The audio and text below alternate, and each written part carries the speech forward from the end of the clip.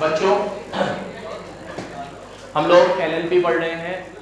LLP में हम लोग लास्ट क्लास में बच्चों सेक्शन 24 तक पढ़ चुके हैं हम लोग, सीजेशन ऑफ पार्टनर तक। कहाँ तक पढ़ चुके हैं? 25 भी देख लिया था हमने हल्के हाथों से। ये नहीं देखा ना? नहीं देखा। 25 से पढ़ना है हम लोगों को, ठीक है।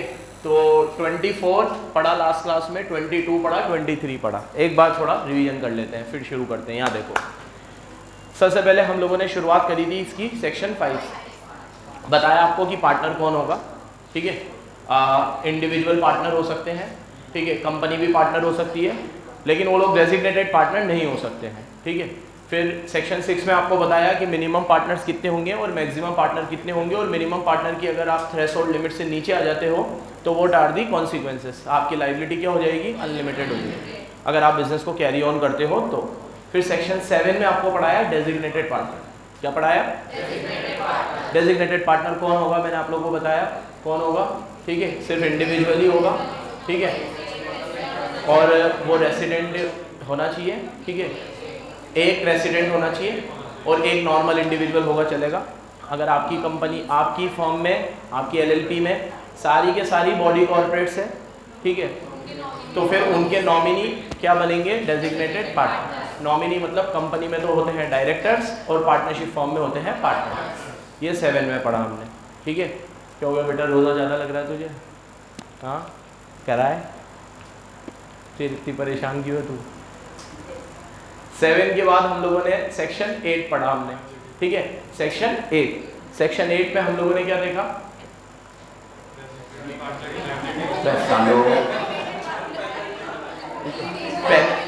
के लाइबिलिटी और डेजिग्नेटेड पार्टनर के जितने भी एक्ट के लिए एलएलपी लाइबल होता है, उन सारे एक्ट के लिए डेजिग्नेटेड पार्टनर लाइबल होता है, ठीक है। प्राइमा फेसी नहीं, प्राइमा फेसी तो एलएलपी ही लाइबल है, एलएलपी नहीं चुका पाता तो डेजिग्नेटेड पार्टनर। फिर 9 पढ़ा चेंज, डेजिग्नेटेड पार्टनर को चेंज कर सकते हो, वो चेंज का सारा पर्टिकुलर आपको आरओसी को फाइल, रजिस्ट्रार को फाइल करना पड़ेगा। फिर 10 पेनल्टी थी। फिर 11 इनकॉर्पोरेशन डॉक्यूमेंट कैसे बनता है, उसके साथ डिक्लेरेशन लगती है सीए वगैरह की, कैसे फाइल होता है, सब 11 ने बता दिया हमें। 12 में हमारे हाथ में सर्टिफिकेट आ जाएगा 14 दिन के अंदर अंदर। कल से पूछ के जाना, जहाँ भी जाए बिना पूछे मत जाना, जल्दी आ। 12 के अंदर हम लोगों ने बात करी किसकी? Registration certificate. 14 दिन के अंदर अंदर आपको आरसी आ जाएगी अगर आपने जो भी डॉक्यूमेंट फाइल किए थे वो सारे सही है तो। ऐसा रजिस्ट्रार को लगना चाहिए, आपको तो सही ही लगेंगे। 12।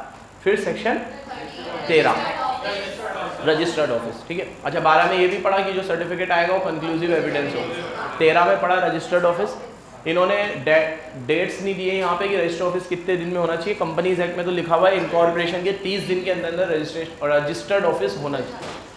यहाँ पे कुछ लिखा हुआ नहीं है, इसका मतलब डे 1 से ही रजिस्टर्ड ऑफिस होना चाहिए आपका, या तो इसका ये मतलब माने, या फिर इसका ये मतलब है कि कोई टाइम लिमिट नहीं है, जब भी होना चाहिए। जब इंक्वायरी आ गई, चेक करने आ गया और आपका रजिस्टर्ड ऑफिस नहीं मिला तो आपके ऊपर पेनल्टीज लग जाएंगी, क्योंकि इन्होंने तो ये लिखा है every LLP shall have registered office, आपका रजिस्टर्ड ऑफिस होना चाहिए।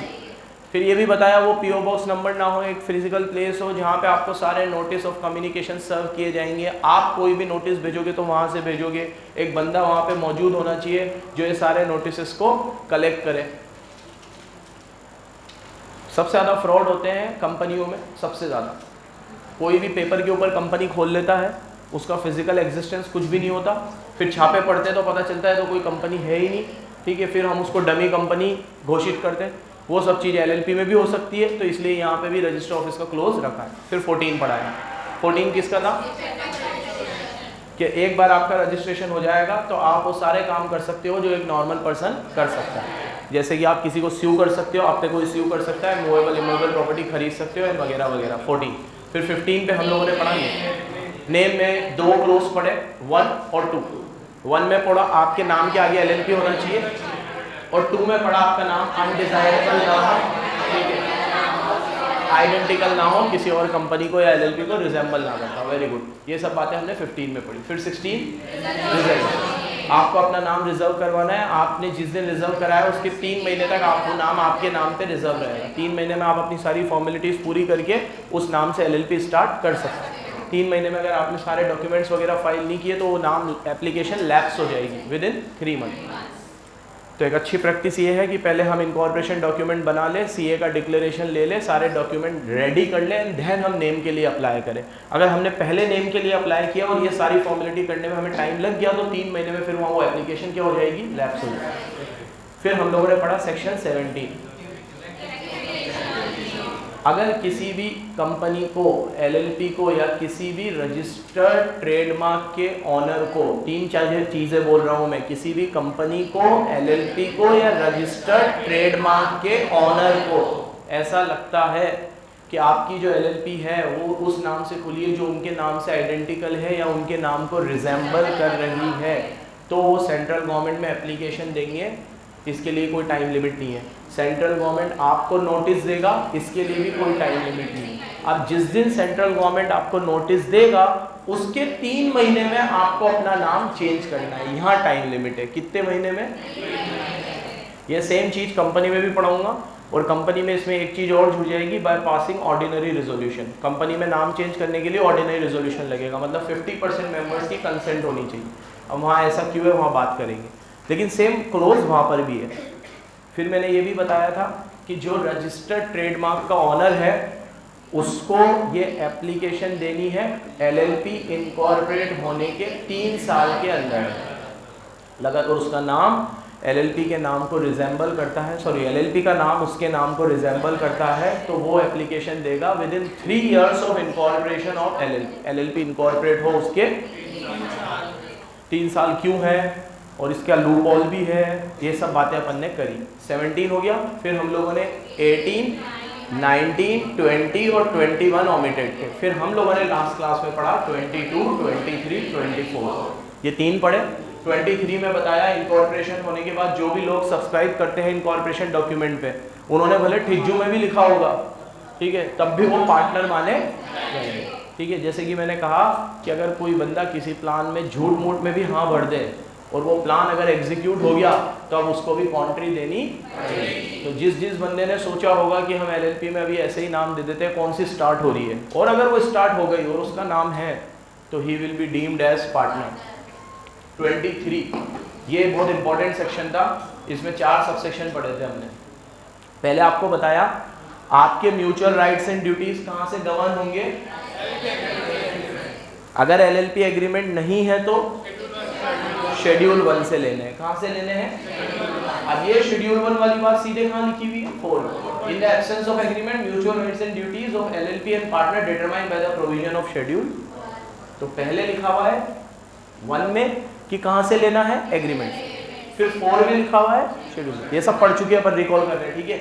अब 2 और 3 में क्या लिखा हुआ है कि अगर एलएलपी एग्रीमेंट में कोई चेंज करना हो तो आप चेंज कर सकते हो। ये भी एग्रीमेंट में डाल सकते हो कि जिस बंदे ने सब्सक्राइब किया है वो ये एग्रीमेंट में डाल सकता है कि मेरे जो भी खर्चे वर्चे होंगे एलएलपी खुलने के बाद मैं उससे रिएम्बर्स करवाऊंगा। ये भी आप प्रोविजन में, ये तो एक बात हुई, और भी तुम इसमें कुछ भी लिख सकते हो, मतलब इसमें तो बहुत सी चीजें लिखी जा सकती है। ये हमें एक्ट थोड़ी ना बताएगा कि एलएलपी एग्रीमेंट में क्या लिखना है, जो लिखना है लिखो। जो भी म्यूचुअल राइट्स एंड ड्यूटीज आपको रखने हो वो आप एलएलपी एग्रीमेंट में रखो। हाँ, कोई ऐसी चीज मत लिखना जो एक्ट के कॉन्ट्राडिक्ट हो। एक्ट ने ये चीज बोली है कि ये क्लोज 1, अब आप कोई ऐसी चीज मत लिखना जो ये क्लोज 1 को कॉन्ट्राडिक्ट करे। बाकी जो लिखना है लिखो, ठीक है। सीजेशन, इसमें मैंने आपको कहा था कोई भी पार्टनर एलएलपी छोड़ के जा सकता है, लेकिन उसको 30 दिन का प्रायर नोटिस देना पड़ेगा। सबसेक्शन 2 में पढ़ाया था कोई भी पार्टनर अपने आप एलएलपी से सीज हो जाता है, मतलब उसका एग्रीमेंट खत्म माना जाता है। कब? जब वो उसकी डेथ हो जाए, जब वो अनसाउंड माइंड हो जाए, जब वो इंसॉल्वेंट हो जाए। डेथ हो जाए, अनसाउंड माइंड हो जाए और इंसॉल्वेंट। अब वो क्लोज 2 में जा रहा है, क्लोज 1 में भी जा रहा है। क्लोज 1 में वो अपनी मर्जी से जा रहा है, क्लोज 2 में वो मजबूरी में जा रहा है। अब क्लोज 3 में बोला गया है, सबसेक्शन 3 में, कि वो किसी भी कारण से जा रहा है, हम उसको अब से फॉर्मर पार्टनर कहेंगे। क्या बोलेंगे? Farmer partner. वो फॉर्मर पार्टनर जो है वो अभी भी पार्टनर माना जाएगा अगर उसने नोटिस नहीं दिया या रजिस्ट्रार को ये नहीं बताया कि मैं छोड़ के जा रहा हूं, तो वो अभी भी लाइबल माना फॉर फर्दर एक्ट्स, आने वाले एक्ट के लिए। और जो पहले एक्ट हो चुके हैं उसके लिए तो अभी भी लाइबल है। ये बात 4 में लिखी हुई है। Cessation does not itself discharge obligation of to the LLP or to the other partner or to any other person while he was being a partner, जब वो पार्टनर था तब, मतलब पुराने पाप आपके धुल नहीं जाते। अगर आप आज छोड़ के भी चले जाओगे तो जो काम आप कर चुके हो उसके लिए तो आप लायबल, ये भी हम पढ़ चुके थे। फिर उसके बाद 5 और 6 में पढ़ा कि आप जब छोड़ के जाते हो तो आपको कॉन्ट्रीब्यूशन, कैपिटल का, प्रॉफिट एंड लॉस, रिजर्व में हिस्सा, ये सब दिया जाता है। और 6 में आपको पढ़ाया कि आप एक बार छोड़ के चले जाओगे तो आगे आने वाले मैनेजमेंट में आपका कोई रोल नहीं रहेगा। 24 तक पढ़ चुके। अब आज स्टार्ट करना है कहाँ से? 24 तक अब आपको अच्छे से लर्न हो गया होगा। तो अब अपन जब भी रिवीजन करेंगे 25 से करेंगे। कहाँ से करेंगे? ठीक है। और एक बार घर पे और 24 तक फटाफट 10-15 मिनट रिवाइज करते ही रहा करो। जितना जितना रिवीजन करोगे उतना ईजी लगेगा ये सब। चलो मेरी तरफ देखो। 25 आज के सेक्शन बहुत इंपॉर्टेंट है। इनमें से केस स्टडीज आती है।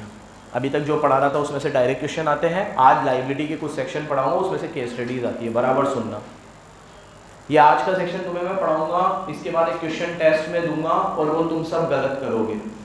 पहले ही बोल रहा हूँ, कह के ले रहा हूँ तुम्हारी, ठीक है। अगर आज तुमने मुझे ढंग से सुना और मेरे कहने के बाद, अल्टीमेटम देने के बाद भी तुम में से पूरी क्लास में से किसी का वो क्वेश्चन अगर सही निकला तो मैं उसे गिफ्ट दूंगा, ठीक है। अब पक्का 100%। और कौन सा क्वेश्चन होगा, क्या होगा, वो सब तुम्हें टेस्ट में पता चलेगा, लेकिन वो आज के लेक्चर से लिंक्ड होगा, ठीक है बेटा। कह के ले रहा हूँ, ठीक है।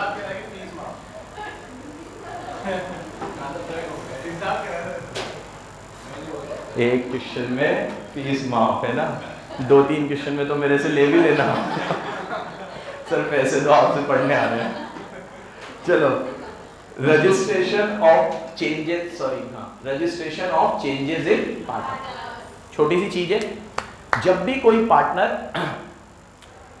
अपने कोई भी इंडिविजुअल डेटा में कोई चेंजेस करता है, जैसे उसका नाम चेंज हो गया, उसका एड्रेस चेंज हो गया, उसका सरनेम चेंज हो गया, ऐसी कोई भी उसकी पर्सनल डिटेल अगर चेंज हुई है तो वो इस बात की जानकारी LLP को दे विदिन 15 डेज ऑफ चेंज। ये इतनी सी बात 25 में लिखी हुई है।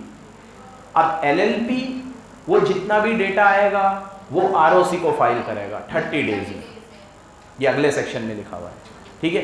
तो देखो, every partner inform LLP of any change in his name और address within 15 days of change होने के, ताकि जो भी चेंज हो रहा है हाथों हाथ एग्रीमेंट क्या हो जाए, अमेंड हो जाए। हाथों हाथ एग्रीमेंट क्या हो जाए, अमेंड हो जाए। क्योंकि आपने कोई नाम दिया था, आपका नाम लिखा हुआ था LLP एग्रीमेंट में, ABCD जो भी नाम था आपका, अब वो चेंज हो रहा है तो एग्रीमेंट में भी चेंज होना जरूरी है ना, तो वो चेंज आपको करना है। अब फिर LLP क्या करेगा? एवरी LLP शेयर, जब भी कोई पार्टनर आएगा, जब भी कोई पार्टनर जाएगा, या कोई भी चेंजेस होंगे, देखो चेंज होगा, ये सब की जानकारी आप किसको दोगे? कितने दिन के अंदर अंदर? तो मैं इन दोनों को जोड़ के ही पढ़ाता हूँ। आप जोड़ के लिखो ना, मतलब आपको तो हर चीज की जानकारी रजिस्ट्रार को 30 दिन में देनी है। कोई आया, बिकेम पार्टनर, कोई गया, ceases to be a partner, name change किया, एड्रेस चेंज किया, कोई भी चीज चेंज हुई है तो LLP उस चेंज की जानकारी किसको देगा? रजिस्ट्रार को। कितने दिन में देगा? रजिस्ट्रार को आपको मैक्सिमम जितनी भी चीज देनी है ना, सब 30 दिन में देनी है। तो आप कभी कोई लिमिट भूल जाओ, अब जब ये पूरा एक्ट पढ़ लो तो तुम तो 30 दिन जनरल याद रखना। उसके बाद जहां 30 से चेंज है, जैसे कोई चीज है जो 60 दिन में भी फाइल करनी है, अभी आएगा, तो बस वो याद रख लेना। बाकी जनरल तो 30 है ही। हाँ, पार्टनर कोई चीज LLP को बताएगा तो उसमें चेंजेस है, ROC कोई चीज आपको बताएगा उसमें भी चेंजेस है, लेकिन आप कोई चीज ROC को बताओगे वो फिक्स है, 30 दिन है। जैसे ROC आपको RC दे रहा था, रजिस्ट्रेशन सर्टिफिकेट, तो 14 दिन का। अभी आप अपनी चेंज की डिटेल दे रहे हो, उसमें भी 14 दिन है। तो आप कोई चीज LLP को बताओ, ROC कोई चीज LLP को बताए, वहां चेंजेस है। लेकिन LLP जो चीज ROC को बताता है वो मैक्सिमम कितने दिन है? 30 दिन। जहां 30 से डिफर होगा वो आपको याद रखना है। बाकी जनरल कितना है? 30 दिन।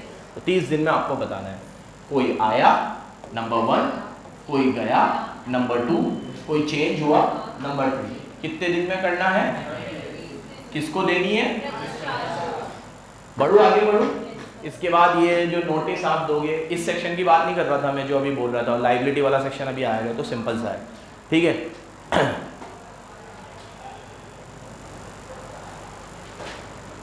अब जो भी ये नोटिस आप दोगे चेंज का, तो इनका इन्होंने एक प्रिस्क्राइब फॉर्म भर रखा है। तो वो एमसीए की साइट खोली थी ना उस दिन, उसमें जैसे ही चेंज के अंदर जाते हैं ना तो फॉर्म खुल जाते हैं। Form 1 changes in personal detail, form 2 changes in details of LLP, form 3 ऐसे करके खुल जाते हैं। तो वो प्रेस्क्राइब फॉर्म में प्रेस्क्राइब फीस के साथ प्रेस्क्राइब मैनर में आरओसी को फाइल करते हैं, तो 3 फी लग जाएंगे यहाँ पे भी। Notice file with ROC shall be in prescribe form accompanied by prescribed fees and in the prescribed manner, ठीक है। वो 3 पी हमेशा लगाई दिया करो। उस पे डेजिग्नेटेड पार्टनर के भी साइन होंगे। किसके साइन होंगे? अच्छा, ऊपर बात करी हम लोग, इनको 3 चीजों की जानकारी दे रहे हैं। एक कोई बना बिकेम, एक कोई हटा सीज, और एक चेंज। तो जब कोई बना, जैसे मेरी एलएलपी में 10 पार्टनर थे और ये हार्दिक पांड्या 11वां आया, तो मैंने लिख दिया हार्दिक पांड्या हमारा पार्टनर है। वो समझिए वो हार्दिक पांड्या होगा मुंबई इंडियंस वाला, ये तो ये वाला हार्दिक पांड्या था। तो इसकी क्या लेनी पड़ेगी? रिटर्न कंसेंट, और वो भी उसके अंदर अटैच करनी पड़ेगी कि देखो भैया जो हमारा इनकमिंग पार्टनर है वो ये है हार्दिक, और ये इसके साइन है और ये इसका लेटर हेड है, ठीक है। तो देखो if it relates to incoming partner, अगर वो इनकमिंग पार्टनर से रिलेट करता है तो he consent to becoming a partner,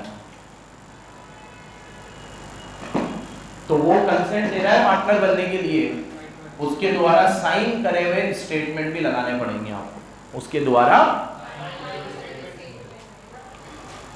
ठीक है। ये सेक्शन आपको पढ़ के समझ आ ही रहा होगा कि सब फॉर्मेलिटी वाला सेक्शन है। आप कोई डिटेल हमें दो, हम वो डिटेल किसको दे? रजिस्ट्रार को दे, बस यही चल रहा है इसके अंदर, ठीक है। तो एक तरीके से फॉर्मेलिटी वाली चीज है। नेक्स्ट, अगर एलएलपी कॉन्ट्रावेंट करती है 10,000 की पेनल्टी, पार्टनर कॉन्ट्रावेंट करता है 10,000 की पेनल्टी, दोनों काट दो, सिंपल है। और 6 सबसेक्शन पे इंपॉर्टेंट मार्क कर लो।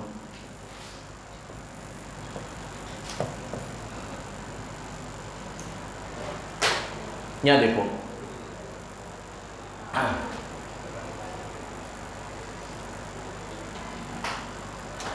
इसके ऊपर वाले सेक्शन में मैंने आपको पढ़ाया कि जब भी कोई partner ceases to be a partner, वो पार्टनरशिप से हटता है, तो उसको इसकी जानकारी देनी पड़ती है, एलएलपी को देनी पड़ती है, नोटिस देना पड़ता है 30 दिन पहले, प्रायर नोटिस।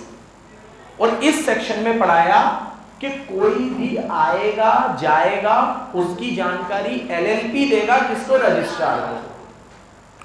और अगर आप ये नोटिस रजिस्ट्रार को नहीं देते तो आने वाले एक्ट के लिए भी पार्टनर लायबल माना जाएगा। ये बात मैंने ऊपर पढ़ा दी इसके पहले वाले सेक्शन में। देखो जरा, देखो प्लीज बराबर से देखना।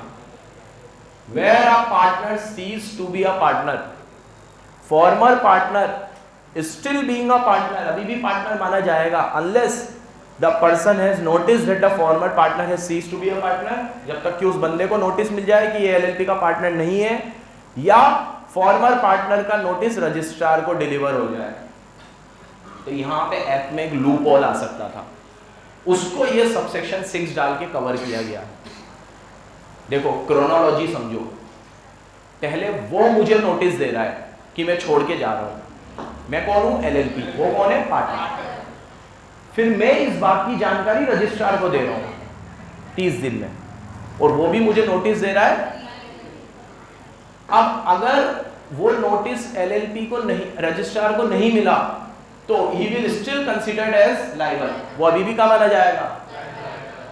तो अगर मान लो दिव्यांश छोड़ के जा रहा है, उसने तो मुझे नोटिस दे दिया, लेकिन किसी कारण से, या तो जानबूझकर या मेरी किसी लापरवाही की वजह से, या तो जानबूझकर या लापरवाही की वजह से, मैंने ये नोटिस रजिस्ट्रार को फाइल नहीं किया कि दिव्यांश छोड़ के चला गया, तो रजिस्ट्रार के लिए तो दिव्यांश अभी भी पार्टनर है। अब कल कोई पेनल्टी आई जो सारे पार्टनर पे लगनी थी, तो रजिस्ट्रार ने दिव्यांश पे भी लगा दी और दिव्यांश के घर पे भी नोटिस आ गया। और दिव्यांश ने कहा कि मेरे को तो फॉर्म छोड़े हुए 6 साल हो गए, पागल हो क्या आप, ये कौन सा नोटिस भेजा है आपने? तो बोला नहीं, हमारे रिकॉर्ड में तो आप अभी भी पार्टनर आ रहे हो। तो दिव्यांश विल बी लाइक, अरे बाप रे, मैंने तो एलएलपी को पहले ही नोटिस दे दिया था। तो यहाँ पे पिक्चर बन सकती थी। तो अब आओ सबसेक्शन 6 में। अब ये सबसेक्शन 6 क्या बोलता है? Any partner who ceases to be a partner, जो भी पार्टनरशिप छोड़ रहा है, may himself file a notice with registrar। himself पे थोड़ा डब्बे में ले लेंगे इसको, himself, वो खुद ही रजिस्ट्रार को नोटिस देगा अगर उसके पास रीजनेबल कॉज है कि एलएलपी निकम्मी है और वो ये नोटिस रजिस्ट्रार को फाइल नहीं करेगी। निकम्मी है एलएलपी, उसको पता है क्योंकि वो उस एलएलपी में इतने सालों तक रहा है। तो दिव्यांश को बराबर जानकारी है कि इस एलएलपी में सारे काम मैं ही तो करता था, हर डॉक्यूमेंट मैं फाइल करता था। अब मेरे जाने के बाद 3 पार्टनर बचे, तीनों निकम्मे हैं, ये कुछ भी नहीं करेंगे, पूरा भरोसा है उसको। तो वो एक और नैतिकता के आधार पर, मॉरलिटी के आधार पर एक काम और कर दे कि खुद ही किसको फाइल कर दे, आरओसी को, ताकि आगे कोई नाटक हो तो वो बेचारा उससे बच जाए। तो ये पावर आपको सबसेक्शन 6 में दिया गया है, समझ गए ना आप? तो वैसे तो क्रोनोलॉजी क्या है कि वो नोटिस देगा छोड़ने का एलएलपी को, एलएलपी नोटिस देगा रजिस्ट्रार को, लेकिन इसको ब्रेक किया जा सकता है।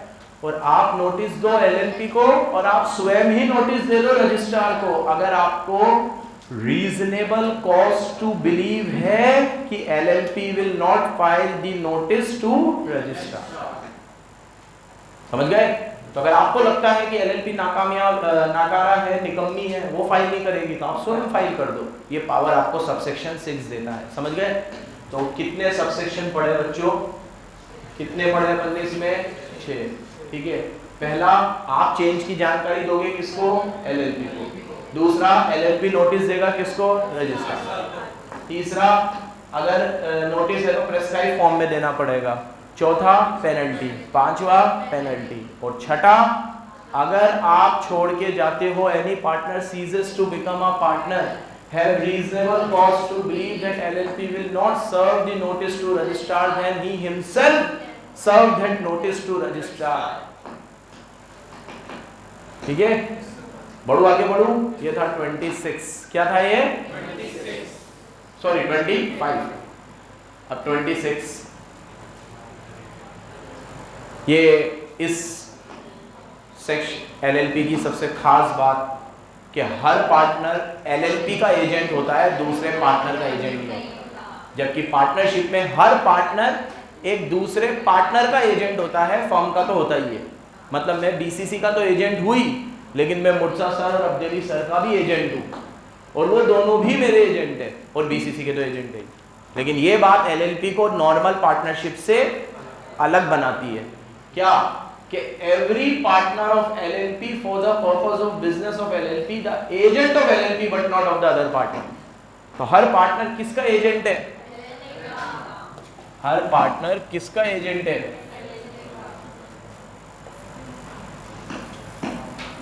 किसका नहीं है? हर पार्टनर। ठीक है। अब यहां से शुरू होते हैं लायबिलिटी के sections. Very very important, mark कर लेना इसको। 27, 28, ठीक है। 27, 28, 29 होल्डिंग आउट का है, फिर 30 फ्रॉड का है। ये सब लायबिलिटी के सेक्शंस हैं। इन पे से केस स्टडी बेस्ड क्वेश्चन आएंगे, ध्यान से सुनना। शुरू करें, चलो। सबसे पहले 27 क्या है? देखो, यहां देखो, कोई भी बंदा जो एलएलपी के साथ डील कर रहा है, कोई भी बंदा जो एलएलपी के साथ डील कर रहा है, ठीक है, वो अगर इंडिविजुअल कैपेसिटी में किसी पार्टनर के साथ डील कर ले, वैसे उसकी डीलिंग होती है एलएलपी के साथ, लेकिन वो किसी पार्टनर के साथ इंडिविजुअल कैपेसिटी में डीलिंग कर ले, तो उस काम के लिए एलएलपी लायबल नहीं है। अगर पार्टनर के पास उस काम को करने की अथॉरिटी नहीं थी। अगर नहीं है, जैसे मसलन अभी जैसे समझो, ठीक है, ये पार्टनरशिप में भी है ये सेम पॉइंट, बहुत ध्यान से सुनना, ठीक है। उस समय भी अपन लोग बहुत फोकस से इस पॉइंट को पढ़ते थे, बहुत काम का पॉइंट है। अब ये कहता है कि अभी जैसे सपोज करो कि हमारी एलएलपी है बीसीसी, 3 पार्टनर है हम लोग। अब कोई भी सामान वामान हमें खरीदना हो तो हम तीनों उसके ऊपर साइन करते हैं। हमने साइनिंग अथॉरिटी में तीनों के नाम दे रखे हैं और सारे क्रेडिटर को ये बता रखा है कि माल जब भी दो 3 साइन दिखे तो ही देना, नहीं तो मत देना। कोई भी आपके यहाँ डेबिट नोट क्रेडिट नोट आए, कोई भी इंक्वायरी आए, कोई भी माल का ऑर्डर आए तो देखना तीनों के साइन हो रहे हैं कि नहीं हो रहे। अब कभी कोई माल लेने के लिए अकेला मैं चला गया और सामने वाले ने मुझे माल दे दिया। अब भले गुड फेथ में दिया, कैसे दिया, देना तो नहीं चाहिए था लेकिन मुझे दे दिया, तो इसके लिए अब एलएलपी लायबल नहीं है, क्योंकि मैंने वो काम किया है अपनी ऑथोराइज्ड कैपेसिटी से बाहर। मेरी कैपेसिटी नहीं थी माल खरीदने की, तीनों की थी।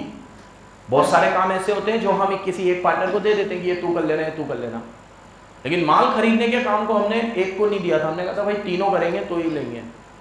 अब मैं अकेला चला गया और लेके आ गया, तो इसके लिए एलएलपी लायबल नहीं है, ठीक है। तो कब नहीं है एलएलपी लायबल, ये देखो, LLP is not bound by anything done by a partner if the partner has no authority to act. Partner के पास कोई अथॉरिटी नहीं थी ऐसा करने की, माल खरीदने की अथॉरिटी नहीं थी मेरे पास। एंड अब इस गधे ने ये वाली पॉइंट भी ऊपर ही लिखना चाहिए, वैसे तो इसने एंड लगाया है, मतलब दोनों साथ में होनी चाहिए। एक तो मेरे पास अथॉरिटी नहीं थी and the person knows that he has no authority. मेरे पास अथॉरिटी नहीं थी और सामने वाले को पता भी है कि मेरे पास अथॉरिटी नहीं है। जैसे जिससे मैंने मान लिया ना, ठीक है, रोहित से मान लिया।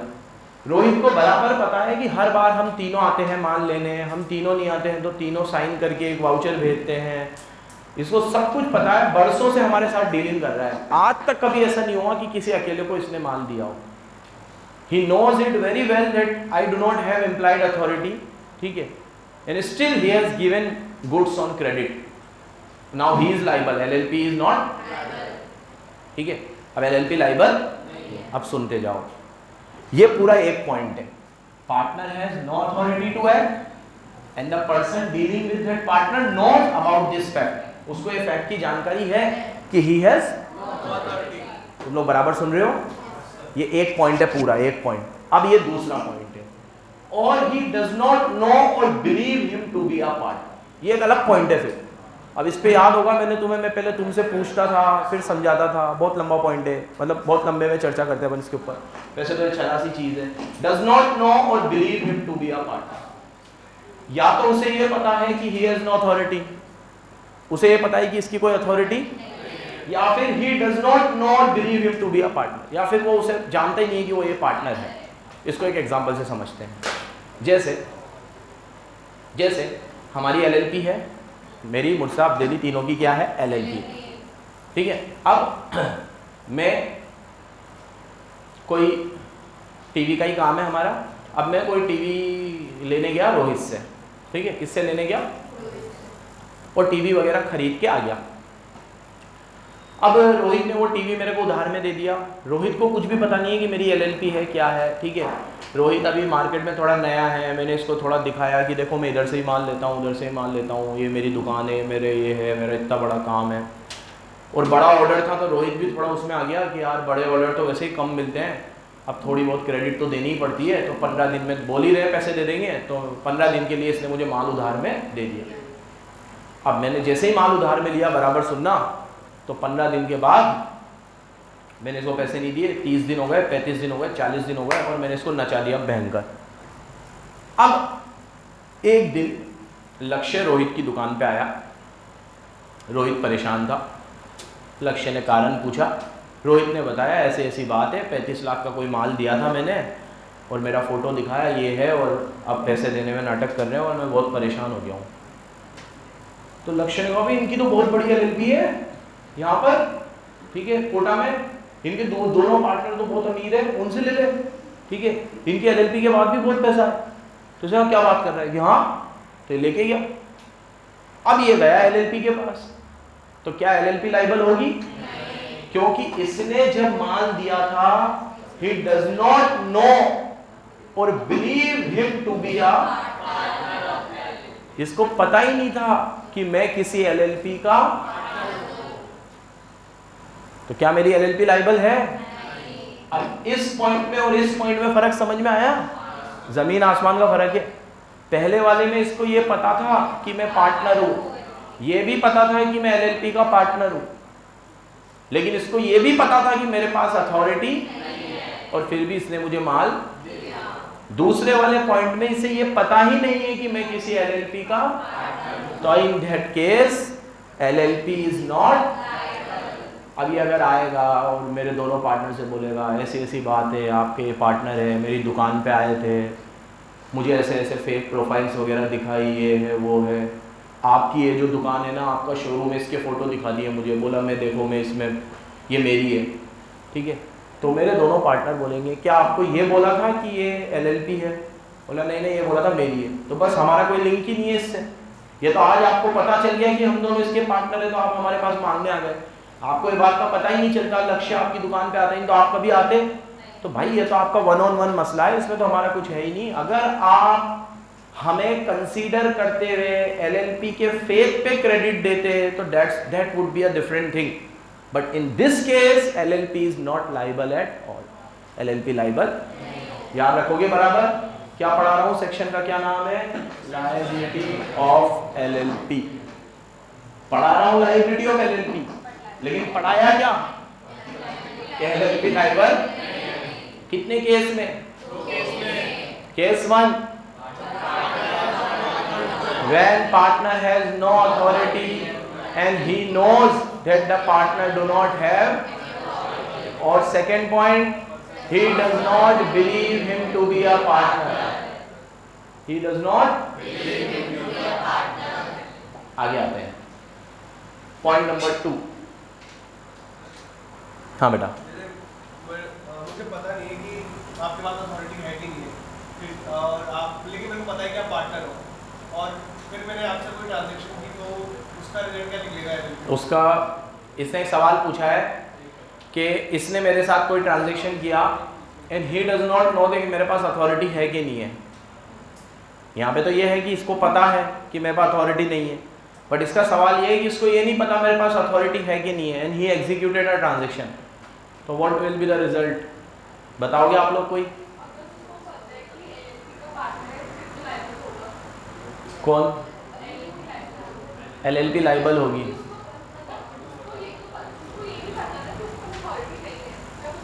ये भी तो नहीं पता कि अथॉरिटी है, उसको कुछ भी नहीं पता अथॉरिटी है कि नहीं है।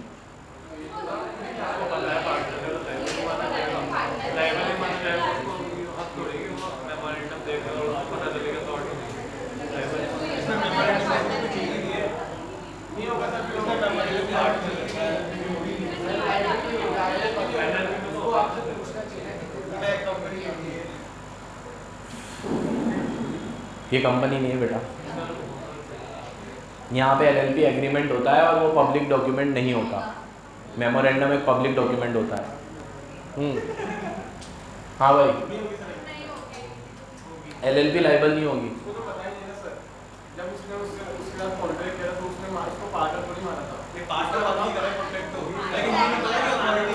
भाई पार्टनर तो पता है इसको कि मैं एलएलपी का पार्टनर हूँ, लेकिन इसको ये नहीं पता कि मेरे पास अथॉरिटी है कि नहीं है। इसका क्वेश्चन इसलिए भी जेन्युइन है कि जब कोई आपकी दुकान पे आता है तो तब हम उससे ये सवाल जवाब नहीं करते हैं कि तेरी अथॉरिटी है कि नहीं है, और ना हमें कुछ पता होता है।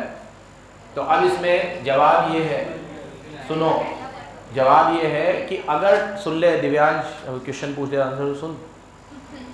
अगर उसने सारा ट्रांजैक्शन एलएलपी के लेटर हेड पे किया है तो एलएलपी लायबल है, और उसने वो ट्रांजैक्शन अपनी इंडिविजुअल कैपेसिटी में किया है तो एलएलपी लायबल नहीं है, ठीक है।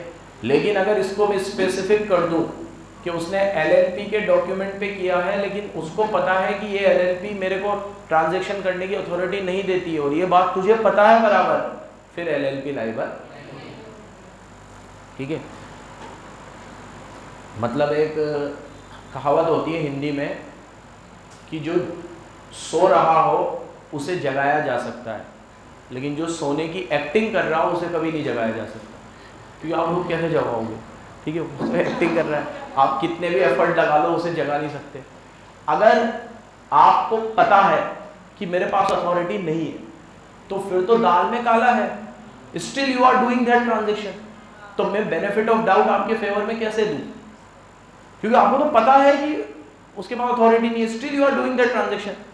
बट अगर आपको पता ही नहीं है कि अथॉरिटी है कि नहीं है, तो फिर आप देखो कि ट्रांजेक्शन अगर लेटर हेड किसका है, कौन एग्जीक्यूट कर रहा है, एलएलपी के नाम पे हो रहा है तो एलएलपी लाइबल है, इंडिविजुअल कैपेसिटी में हो रहा है तो लाइबल नहीं। चलो अब ये इतना कमाल का सेक्शन, सब सेक्शन 2, इसमें लिखा हुआ है, कमाल का क्यों बोला मैंने, यहाँ देखो इसमें लिखा हुआ है कि कोई भी पार्टनर अगर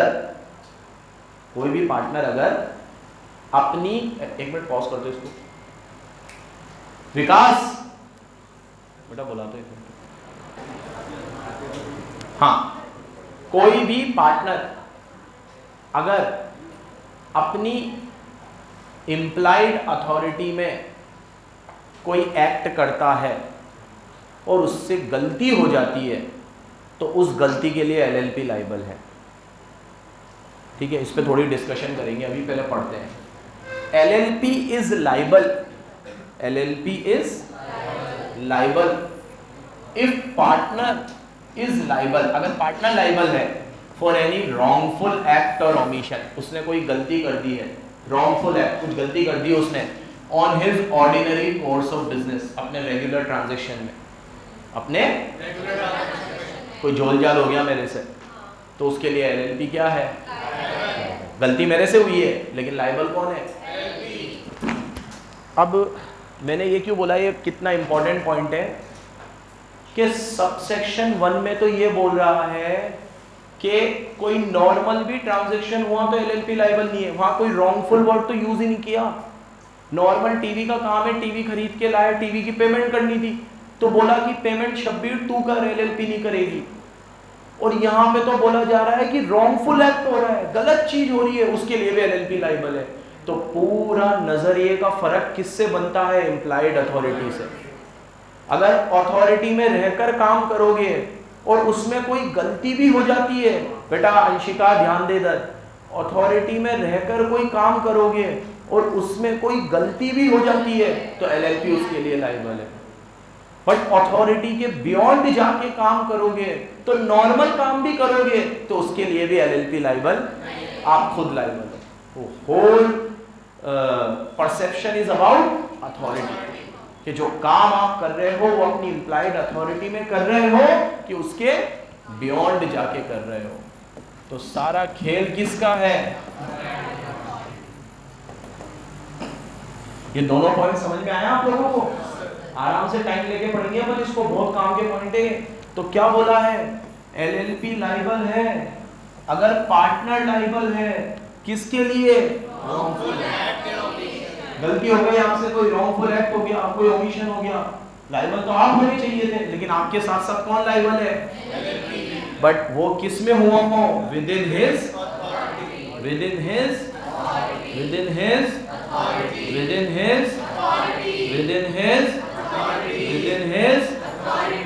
पूरा खेल अथॉरिटी का। ठीक है, अभी मैं फिर भी कह रहा हूं, लेकिन फिर भी तुम लोगों को सही करना है वो आंसर। ठीक है, सबको मेलोडी खिला देंगे, गिफ्ट बोला है, ये थोड़ी बोला है क्या दूंगा। सबका आ जाएगा तो क्वेश्चन की रेलेवेंस खत्म हो जाएगी यार। सबका तो नहीं आने दूंगा मैं, और टफ बना दूंगा उसे।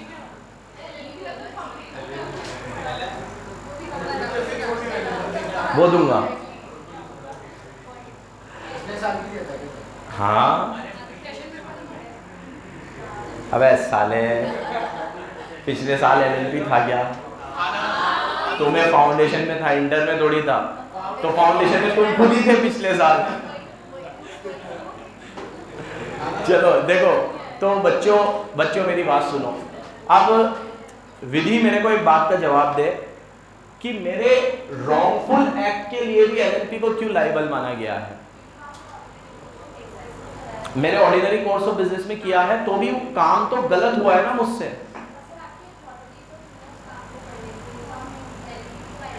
मतलब यहाँ पे ऐसा नहीं हो सकता था प्रोविजन कि गलती हुई है तो आप भुगतो, तो एलएलपी क्यों भुगतेगा।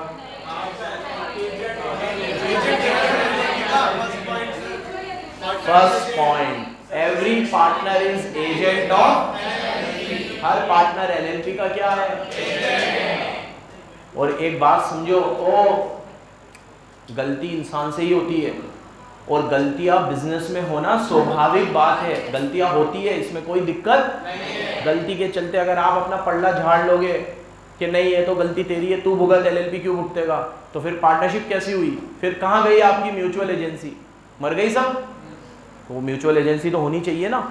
अच्छा, लेकिन एक बात याद रखना बच्चों, रॉन्गफुल एक्ट में और फ्रॉड में फर्क है। अगर यहां में इसकी जगह फ्रॉड लिख दूंगा तो फिर सेक्शन चेंज हो जाएगा, वो अलग सेक्शन है। फिर गलती होना और फ्रॉड होना बहुत हार्ड। अब मैंने गलती से 50 टीवी का ऑर्डर था और मैंने 55 टीवी दे दिए। टीवी भी जिनको दिए वो मैंने बहुत बाहर का क्लाइंट था। अब मैंने उसको फ़ोन करके बोला कि आपको गलती से 55 टीवी चले गए, वो मानने को तैयार नहीं है। वो कह रहा है मैं तो 50 टीवी के ही पैसे दूंगा, मेरे यहाँ तो 50 ही आए हैं। अब माल जाना था मेरा नॉर्थ ईस्ट मेघालय में, कहाँ मैं देखने जाऊँगा। चलो मैं देखने भी गया, जब तक तो 5 टीवी निपटा चुका था। उसने कहा देखो जैसा आपका कंसाइनमेंट आया था वैसे ही पड़ा हुआ है, देख लो आप, 50 ही है। अब हो गई गलती, जबकि मुझे तो पता है मैंने 55 भेजे हैं, गलती हो गई है, मेरे को सुनने में गलती हो गई, जबकि वहाँ पे लिखा हुआ था 50 भेजने, मेरे को 55 ध्यान में रह गया। अब मैं मुंह छोटा करके आया, 5 टीवी थे, एक टीवी 50,000 का था, 2.5 लाख की चेप गई। ठीक है, तो मेरी एलएलपी बोलेगी कि कोई बात नहीं, तो तेरी गलती है, लेकिन ये ऑर्डिनरी कोर्स ऑफ बिजनेस में हुई है तो अपन तीनों भुगतेंगे। तो 2.5 लाख अकेला भुगतेगा तो तेरे लिए 2.5 लाख होंगे, 3 जने मिलके भुगतेंगे तो वो 81,333 हो जाएगा। कितना हो जाएगा? ठीक है, तो ये वाली बात है। फिर जो एलएलपी की ऑब्लिगेशन होती है सिंपल है, वो एलएलपी की ही ऑब्लिगेशन है, सिंपल पॉइंट है। तो किसकी होगी फिर वो? ठीक है, एलएलपी की होगी, और एलएलपी अपनी सारी ऑब्लिगेशन अपनी प्रॉपर्टी में से मीट आउट करेगा। ये 2 पॉइंट बिल्कुल सिंपल थे। एलएलपी की ऑब्लिगेशन एलएलपी की होती है और वो अपनी ऑब्लिगेशन कहाँ से मीट आउट करेगा? अपनी प्रॉपर्टी में से। पहले 2 पॉइंट इंपॉर्टेंट थे, एक में एलएलपी लायबल था, एक में एलएलपी लायबल था जिसमें रॉन्गफुल एक्ट हुआ था फिर भी एलएलपी लायबल था, और एक में नॉर्मल एक्ट हुआ था उसमें एलएलपी लायबल नहीं है, क्योंकि जिसके साथ वो एक्ट हुआ है उसको पता है कि पर्सन के पास एम्प्लॉयड अथॉरिटी नहीं है, और या फिर उसे ये पता है कि ये बंदा एलएलपी का पार्टनर।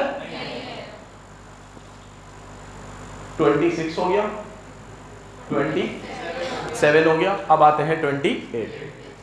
27 था लायबिलिटी ऑफ एलएलपी, अब 28 है पार्टनर की लायबिलिटी। तो इसमें बड़ा सिंपल सा रूल है, एक पार्टनर अपने एक्ट के लिए लायबल है, वो दूसरे पार्टनर के एक्ट के लिए लायबल नहीं है। जो उसका एक्ट है, जो उसको करना चाहिए था ऑर्डिनरी कोर्स ऑफ बिजनेस में, वो कर रहा है, उसके लिए जो उसकी लायबिलिटी बनती है वो उसके लिए लायबल है।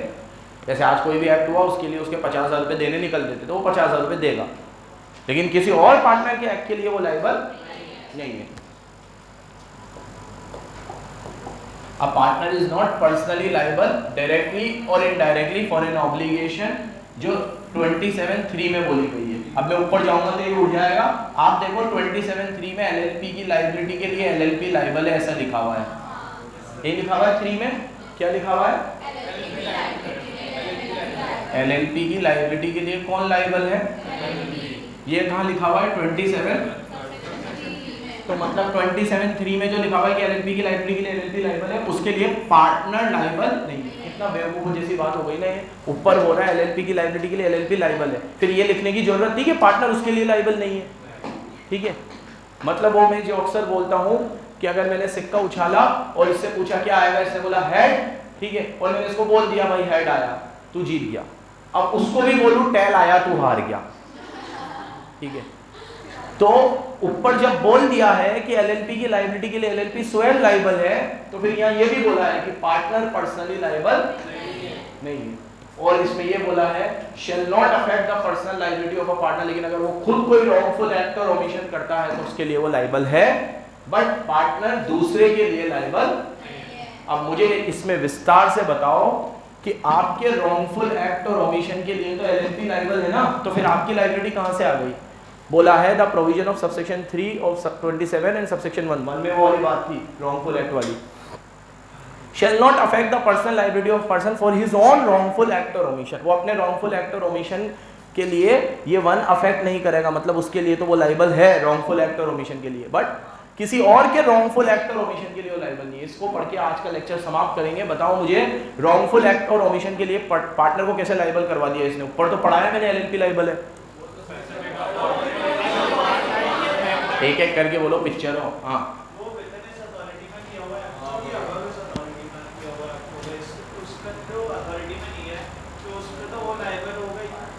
Very good. यहाँ पर अथॉरिटी वाली बात नहीं लिखी हुई है, यहाँ पे सिर्फ ये बोला गया है प्रोविजन, ये वाला जो प्रोविजन है शैल नॉट अफेक्ट, मतलब ये पार्टनर की पर्सनल लायबिलिटी को अफेक्ट नहीं करेगा रॉन्गफुल एक्ट और ओमिशन के लिए। मतलब अगर वो अपनी इंप्लाइड अथॉरिटी से बियॉन्ड जाके कोई गलती कर देता है तो उसके लिए तो वो खुद ही लायबल है। लेकिन अगर कोई दूसरा बंदा अपनी इंप्लाइड अथॉरिटी के बियॉन्ड जाके कुछ कर देता है और अब उसकी हालत खस्ता है, उसे भर भी नहीं सकता, बेचारा परेशान है, तो मैं उसके लिए कुछ भी लायबल नहीं हूँ, ठीक है ना, क्योंकि मैं उसका एजेंट नहीं हूँ।